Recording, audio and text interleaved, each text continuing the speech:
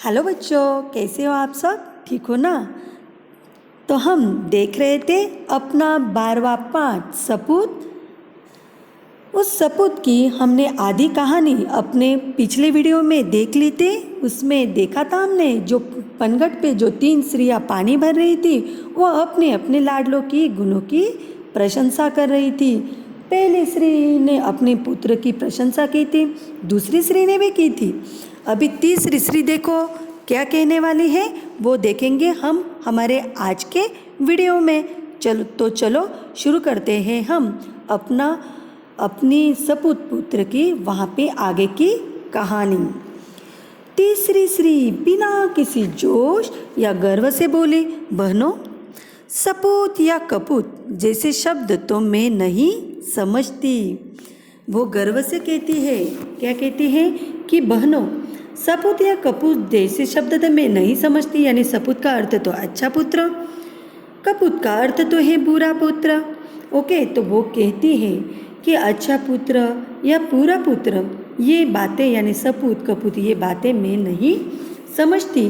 पर मेरा लाल, मैं उसके बेटे को वो लाल कह रही है। वो कहती है कि मेरा लाल मेरे लिए बहुत अच्छा है। वह सीधे सादे स्वभाव का साधारण किसान है। दिन भर खेत में जुटा रहता है, शाम को घर का काम करता है।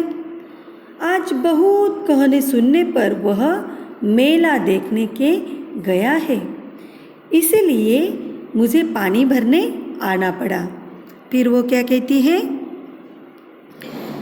कि वो कहती है कि यानी जोश से यानी उत्साह से वो कहती है और गर्व से यानी अभिमान से वो कहती है कि मैं सपूत और कपूत ऐसे शब्द मैं नहीं समझती। मेरा पुत्र तो कैसा एक सीधा साधा किसान है और वो दिन रात वो क्या करता है, दिन भर खेत में जुटा रहता है और शाम को वो क्या कहता है, करता है, घर का काम करता है। और बहुत सुनने पर वो क्या करने गया है, आज मेला देखने गया है और इसलिए तो मुझे आज पानी भरने आना पड़ा, ऐसे वो उन औरतों को कहती है। फिर वो तीनों औरतें क्या करती है, तीनों स्त्रियाँ अपने अपने सिर पर घड़ा रखकर चल पड़ी। वो अपने घर की तरफ वो चल पड़ी। अभी वो 2-4 कदम ही चली थी, ओके, कि उतने में कौन आया, तो पहली स्त्री जो थी ना, हाँ, उस पहली स्त्री का पुत्र आता हुआ दिखाई पड़ा। देखो, पहली स्त्री तो अपने पुत्र के कैसे वहाँ पे गुण गा रही थी ना, आपने तो सुना है ना। हाँ, क्या कह रही थी वो क्या है, उसका बेटा क्या करता है, बड़े बड़े ग्रंथ पढ़ लेता है ना, विद्वान है, ऐसे उस स्त्री ने कहा था। देखो अभी उसका विद्वान बेटा क्या करता है, वो पहली स्त्री का पुत्र सामने से आता है, वो दिखाई पड़ता है। पास आते ही वो अपनी माँ से क्या कहता है, उसने अपनी माँ से कहा, व्याख्यान देने जा रहा हूँ, भोजन नहीं करूँगा। यह कहकर वह तेजी से चला गया। पहली जो स्त्री थी उसके बेटे ने क्या किया, वो कहने लगा कि माँ मैं क्या करूँगा, व्याख्यान देने जा रहा हूँ। व्याख्यान यानी भाषण देने जा रहा हूँ, तो मैं खाना नहीं खाऊंगा, मैं वही भोजन करूँगा, घर पे नहीं खाऊंगा। ऐसे वो अपने माँ को कहकर चला जाता है। यह कर वो तेजी से चला गया, है ना। देन उसके बाद तभी थोड़ी देर अभी वो चलते चलते आगे बढ़ रहे थे, तभी दूसरी स्त्री का पहलवान पुत्र भी आता हुआ दिखा। जो देखो, जो दूसरी स्त्री थी ना, उसका पुत्र वो क्या कैसे उसकी पुत्र की प्रशंसा कर रही थी। क्या कहा था उसने कि मेरा पुत्र क्या करता है, 500 बैठक लगाता है ना, दंड बैठक वो लगाता है और वो अखाड़े में उतरता है तो अच्छे अच्छे पहलवान उससे डरकर भाग जाते हैं, है ना। फिर वो पुत्र देखो वो सामने से तो आ रहा है, दूसरी स्त्री का पुत्र, वो देखो क्या कहता है अपनी माँ को दूसरी स्त्री का प्रेवान पुत्र भी आता हुआ दिखाई दिया।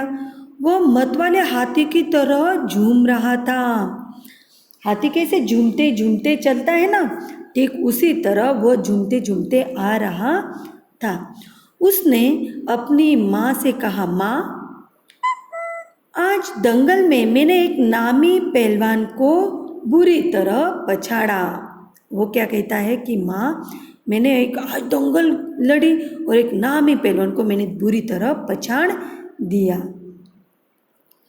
पानी लेकर जल्दी घर पहुंचना, मुझे जोरों से भूख लगी है। वो अपनी माँ को कहता है कि पानी लेकर क्या कर, तू जल्दी से घर पर आ, मुझे भूख लगी है। यह कहकर वह घर की ओर बढ़ गया।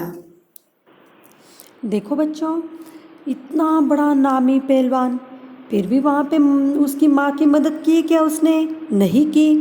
वो फिर भी माँ को क्या कहकर निकल गया कि उसने जो कार्य किया वहाँ पे जो पहलवान को हराया है वो भी माँ को बताया, और माँ की बिना मदद किए, बिना सहायता किए वो क्या किया और घर की तरफ बढ़ गया। और पहली स्त्री का बच्चा भी देखा होगा कि उसका भी पुत्र वो क्या कर रहा था, व्याख्यान देने जा रहा था। वो भी निकल गया, उसने भी माँ की मदद की क्या? नहीं की। दोनों बच्चे दोनों स्त्रियों के निकल गए। अभी देखो आगे क्या होता है। अंत में तीसरी स्त्री का पुत्र भी आ पहुँचा। वो बड़ा ही सीधा साधा था। आते उसने अपने माँ के सिर से घड़ा उतार कर अपने सिर पर रख लिया और बोला, माँ, तुम क्यों पानी भरने चली आई? मैं तो आ ही रहा था। माँ से घड़ा लेकर वह उत्साह के साथ घर की ओर चल पड़ा। देखो बच्चों, पहले दो स्त्रियाँ थी, दोनों स्त्रियों के बच्चों ने यानी उनके पुत्र ने उनके लाडलों ने उन्होंने माँ की मदद की क्या, सहायता की क्या? नहीं की। एक तो बड़ा विद्वान था, बड़े बड़े ग्रंथ पढ़ता है ना, और देश विदेश की बातें जानता है। दूसरा तो ऐसे कुश्ती लड़ता है, अखाड़े में जाता है, बड़े बड़े पहलवान को हराता है, और इतना बलशाली होने के बावजूद भी उसने अपनी माँ की सहायता की क्या? नहीं की। अंत में तो तीसरी स्त्री थी और उसका पुत्र तो देखो बड़ा सीधा साधा था बेचारा, और उसने आते ही अपनी माँ के सिर के ऊपर सर क्या ले लिया, उसका घड़ा उतार कर अपने सिर पर रख लिया और माँ को वो बोलने लगा कि तू क्यों पानी भरने चली आई? मैं तो आ ही रहा था। माँ से घड़ा लेकर वह उत्साह से, ऐसे भी नहीं कि रोज से एकदम इससे ऐसे भी नहीं, एकदम उत्साह से वो अपने घर की ओर चल पड़ा। यह देखकर अन्य दोनों स्त्रियों का सिर संकोच से झुक गया। उन्हें बोध हो गया कि कर्तव्य और सेवा के बिना ज्ञान क्या है, ज्ञान एवं बल अधूरे हैं। वे समझ गए कि सपूत तो तीसरी स्त्री का बेटा ही था। देखो अभी यहाँ पे संकोच से झुक गया उनका सिर। संकोच यानी शर्म से, हिचकिचाहट से उन दोनों का सिर क्या हो गया, झुक गया। और उन्हें क्या बोध हो गया? बोध यानी ज्ञान। उनको बोध हो गया कि कर्तव्य और सेवा के बिना कितना भी किसी को ज्ञान हो और किसी के पास कितना भी बल हो, पर अपनी कर्तव्य और जो सेवा होती है उससे वो क्या होता है, ज़्यादा ही होता है ना बच्चों। तो वो स्त्रियाँ तो समझ गई कि तीसरी स्त्री का ही बेटा क्या था, वहाँ पे सपूत था। वैसे आप लोग भी समझ गए होंगे, सिर्फ ज्ञान और बल पाने से सब कुछ नहीं मिलता है। हमें भी कर्तव्य और सेवा से रहना चाहिए, एक दूसरे की सहायता करनी चाहिए, अपने से बड़ों की क्या करनी चाहिए, आदर करना चाहिए, रिस्पेक्ट करनी चाहिए, है ना। तभी तो हम भी सपूत बच्चे साबित हो सकेंगे। आपको भी बनना है ना सपूत। तो चलो आज से आप भी इसी तरह से आदर से रहना। तो चलो बच्चों, यहीं पे हम हमारा 12वां पाठ सपूत समाप्त करते हैं। मिलते हैं हम हमारे अगले पाठ में।